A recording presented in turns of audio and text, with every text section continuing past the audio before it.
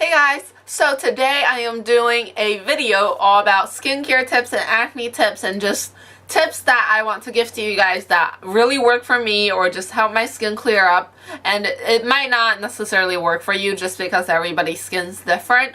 But I'm actually entering this for Blair Juicystar07's giveaway for the CLARO.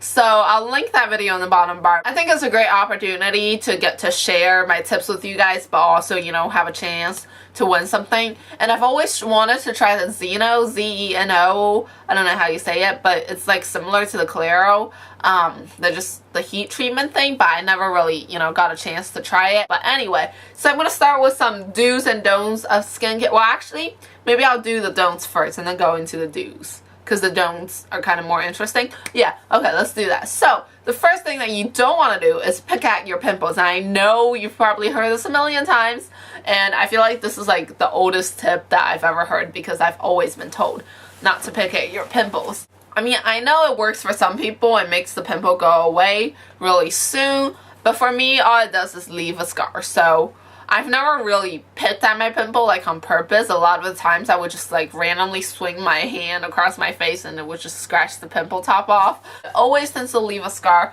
whenever I like pop a pimple. So just don't do it. If it works for you and you truly believe that it helps your skin, go ahead. But I just don't think it's good to just pick at your skin. The next tip is kind of like personal, I feel like, because everybody else seems to like these. And these are the Biore deep cleansing pore strips, which I've heard so many good things about this. It does feel really good when you peel it off and you see all that gunk on there, feeling like your skin's really clean. But over time, I've found that if it's left my pores over here really large, and I didn't ever notice my pores to be at that big before I started using these. Now, I do think it's okay to use these maybe once every week or once every other week, but I just wouldn't recommend these regularly, because if you think about it, like when you stretch your skin, when you pull it off, it kind of makes the skin lose its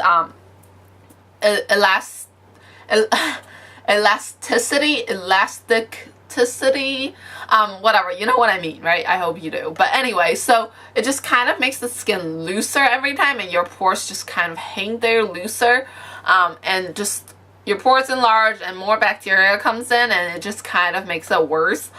So personally, I don't recommend these. Really regret using these. Next don't is over exfoliate, because obviously that could be drying. And I know there are gentle exfoliators meant for everyday use, so you could get those if you feel like your skin needs it. Our next tip is pretty much common sense. Try not to touch your face a lot, which I just did, but touching your face can transfer, you know, bacteria obviously onto your face. And like one day I just came home and I guess I was bored, so I decided to tone my face. The cotton ball was like really dirty, and I was like, wow, like there's bacteria and dust out there. It's crazy. So you don't want to be even adding more bacteria onto your skin. So I know it's really hard because I always tend to like sit like this or like do this or like somehow touch my face a lot.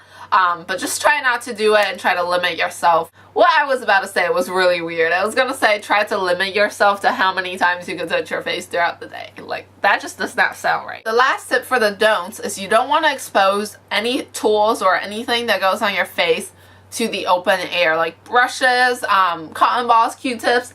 Like for my cotton balls, I keep them in this container that has a lid, and I just store them in there so that the bacteria and dust from the outside won't land on it. I also cover my makeup and my brushes in here, which, I mean, it doesn't look too bad, does it? I mean, it's not the prettiest thing on earth, let's be honest here, but it keeps my makeup, as I said, but it has a few brushes in there, and I cover this so that the bacteria and the dust won't land on it. And I just made this myself with a yogurt box. Alright, so now moving on to the do section. So you do want to exfoliate, but not over exfoliate. So the exfoliator that I recommend is the Olay Definity.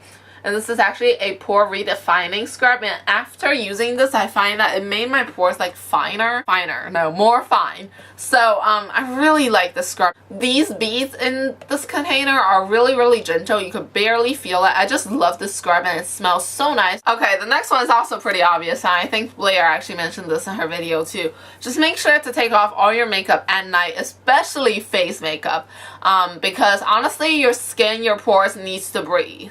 Your pores are there for a reason. They're not just there to sit. So they need to get air. If you think about it, it's the same with your nails. Like if you paint your nails without ever letting them sitting alone and breathe, then they will turn yellow. It's kind of the same with your skin. They need to just kind of get the fresh air that they need. So if you absolutely need to wear face makeup every single day, then definitely let them breathe during the night. And I mean, if you could just give yourself, you know, a day in a week maybe, just to not wear any face makeup at all and just let your skin kind of relax and breathe that day, that will be really helpful to your skin as well.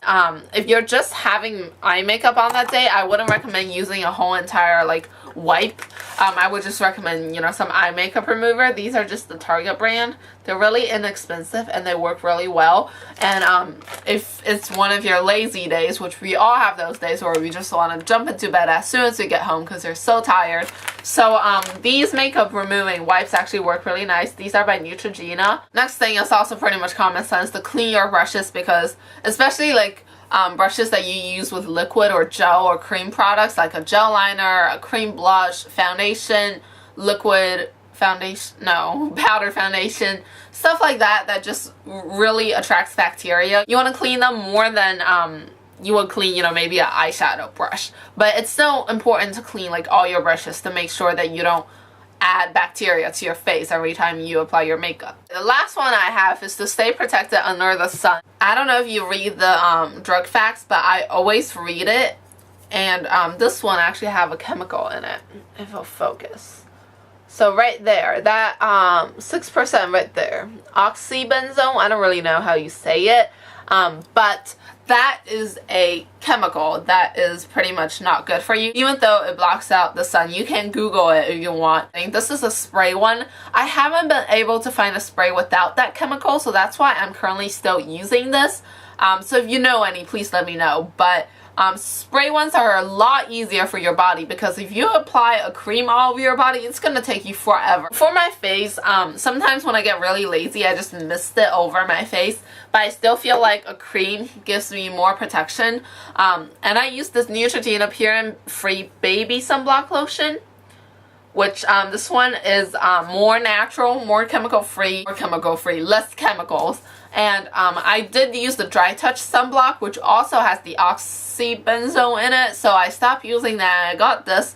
And this just has titanium dioxide in it, which, as I believe, it's a natural ingredient, but I think it still has some kind of effect. The only thing is, this kind of smells kind of weird, and a lot of people think that, you know, you apply a little in your moisturizer in the morning and you're covered for the whole entire day, but that's obviously not the case, because they only last for a few hours. If you use a really high SPF, they actually don't perform as well, and there's really no point. You could Google more about that too. The higher SPFs actually don't work that well. So that is all my skincare tips. Hopefully you guys will benefit from this video. Now, if you have acne tips that you would like to share, let me know down below as well. Okay, so I hope you guys have a great day, and I will see you guys next time. Bye!